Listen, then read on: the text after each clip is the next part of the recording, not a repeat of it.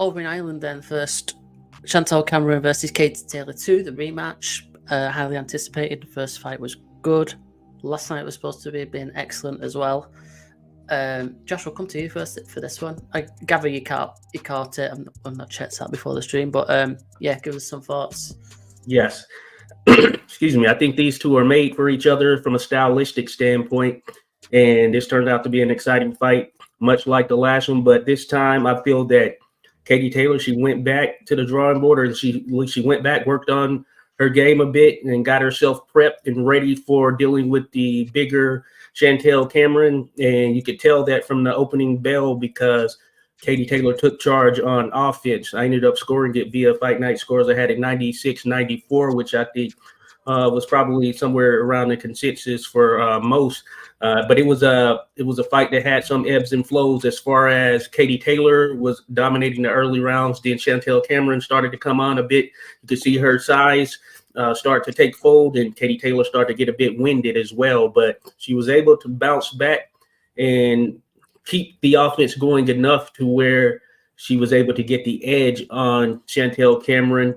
And I think that this puts the Katie Taylor versus Amanda Serrano fight, the rematch that we wanted to see, kind of on the back burner. And I'm sure that's not a problem for Eddie Hearn, since he is the promoter for both Chanetlle Cameron and Katie Taylor. So he doesn't have to deal with Jake Paul as far as most valuable promotions in order to make that Katie Taylor fight, or Katie Taylor Amanda Serrano fight. And with Katie now winning the undisputed titles at 140 pounds, this is probably where she'll continue to campaign until her career comes to a close. And hey, kudos to her. She's done a lot of great things for the sport. And here, even at this age, I want to say she's around 36, 37, somewhere in there. And she's been able to pick up the undisputed titles against a very game Chanetlle Cameron.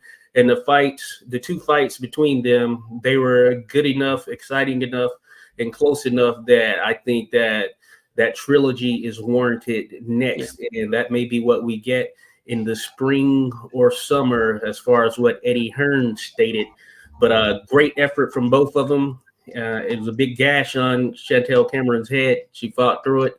Her cut man did a real good job because it wasn't bleeding as profusely as it could have been bleeding. They did a good job of stopping it in between rounds. But that being said, just a good fight, good contest for both of them. And I think they're a great matchup any way you slice it. So I look forward to the trilogy. That makes the most sense right now.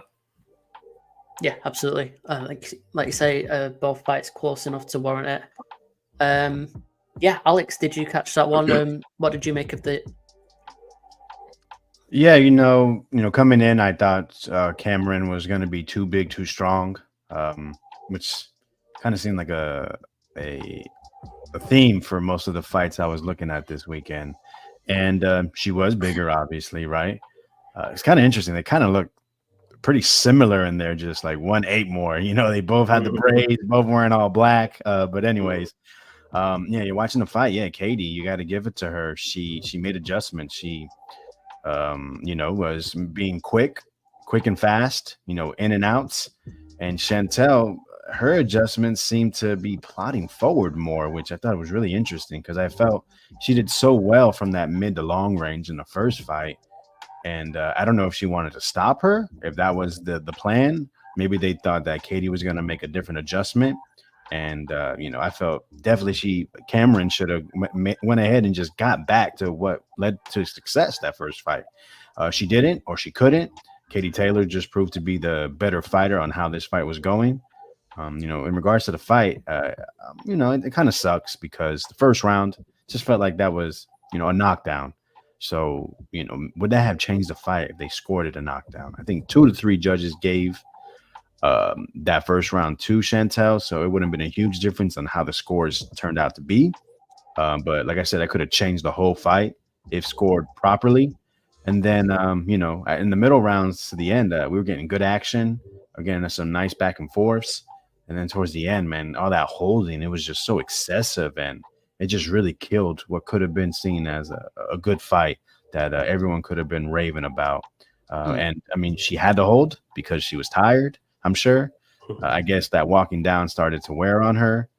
But she pulled the victory out. I think I had it scored as a draw. But I mean, not upset. You know, I mean, what I believe it was a majority decision, which I think the first one was a majority decision as well. So, yeah, like you said, you know, most people kind of want that Serrano fight ran back again, but it just seems like it makes a lot of sense to run this a third time because it just seemed like a successful event. Yeah, I think if Taylor does the trilogy, it does make the most sense. If you're gonna have a trilogy, you have them back to back to back, don't you? She wins that, and then she can fight Serrano maybe as a final swan song for her before retiring. That'd be a good route to take. And maybe even if she loses the rematch to Cameron, the Serrano fight's still there anyway, because that first fight was great and people had rewatched that as well. So yeah, I only saw actual highlights of the fight. I didn't see it last night at all. So from the highlights, it looked like a good fight, but obviously I cut out all of the holding section of the fight. So yeah, maybe it wasn't quite as great as it seemed on the highlights package, I guess.